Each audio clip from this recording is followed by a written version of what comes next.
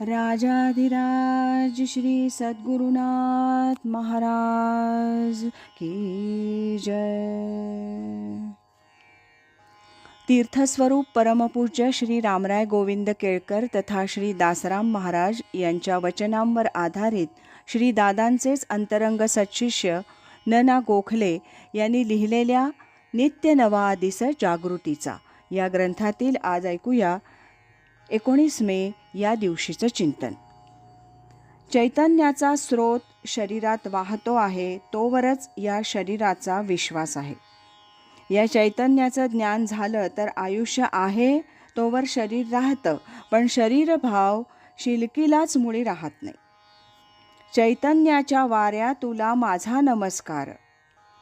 वायुरूपानं चैतन्याचा संचार सर्व शरीरभर चालू असतो. शरीरांतर्गत सर्व व्यवस्था या वायूमुळे होते. त्याच्या आधारानं निरनिराळ्या ठिकाणी वेगवेगळी व्यवस्था लावली जाते. म्हणून वाराची देव आमुचा असं परमपूज्य दादांनी वाऱ्याचं म्हणजे व्यवहारातल्या नव्हे वर्णन केलेलं आहे. तो चैतन्याचा स्रोत आहे म्हणून माणसं शरीराला जवळ करतात. आत वारा आहे म्हणून बाहेरचा वारा आत खेचण्याचं कार्य चालू आहे. आत नाद आहे म्हणून बाहेरचा नाद ऐकायला येतो. आत प्रकाश आहे म्हणून बाहेरचा प्रकाश दिसतो. अशा अर्थाचं परमपूज्य दादांचं म्हणणं आहे. जीवन हे नाद प्रकाशयुक्त आहे असं ते नेहमी म्हणत असत. मध्यंतरी पूजनीय अण्णांनी म्हटल्याप्रमाणे व्यवहारात आधी प्रकाश आणि मग नाद असतो, पण परमार्थात आधी नाद आणि मग प्रकाश असं समीकरण आहे.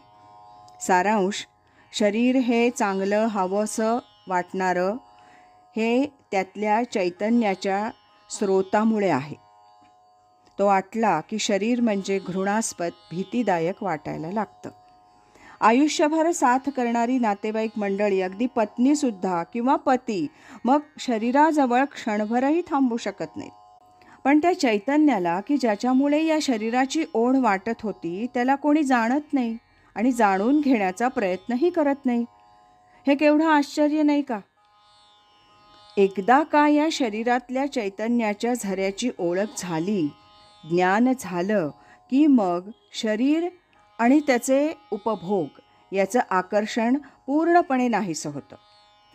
शरीर असलं काय आणि नसलं काय सारखंच.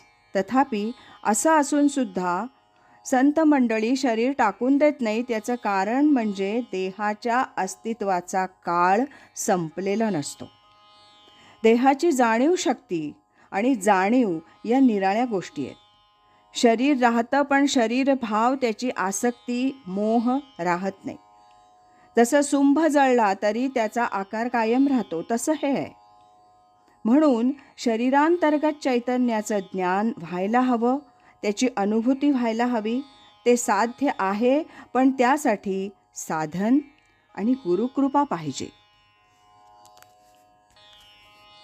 राजाधिराज श्री सद्गुरुनाथ महाराज की जय.